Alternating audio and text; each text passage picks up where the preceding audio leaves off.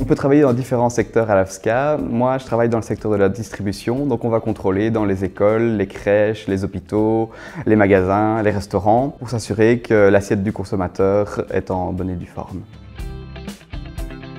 Travailler à l'AFSCA, ça a toujours été mon rêve.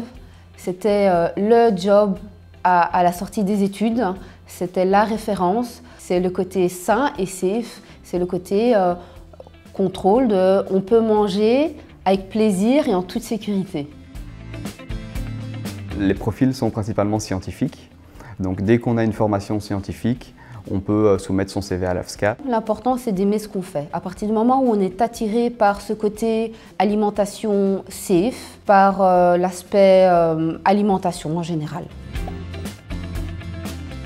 L'opérateur doit répondre à des exigences légales, mais en face de nous, on a un être humain.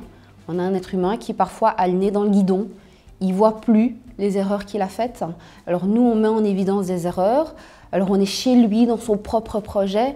Donc il faut faire preuve d'empathie et savoir dire les choses avec tact, faire en sorte qu'il réponde aux exigences, mais de façon très humaine. On a 6 mois de formation. On a vraiment l'opportunité et le temps de se former selon nos besoins individuels. Un contrôle, c'est jamais gai pour personne. Ça, il faut en être bien conscient. Et donc le plus dur, c'est justement de réussir à rester complètement neutre et à rester humain dans son contrôle, même si on fait ça tous les jours, sachant qu'on rentre chez la personne et on n'est pas chez nous. Quand on a dû faire des contrôles, la situation n'était pas géniale au départ et grâce à nos passages, l'opérateur s'est bien remis en ordre et encore plus, il est fier et il est content de nous revoir et ça arrive très souvent qu'après nos passages, il nous remercie.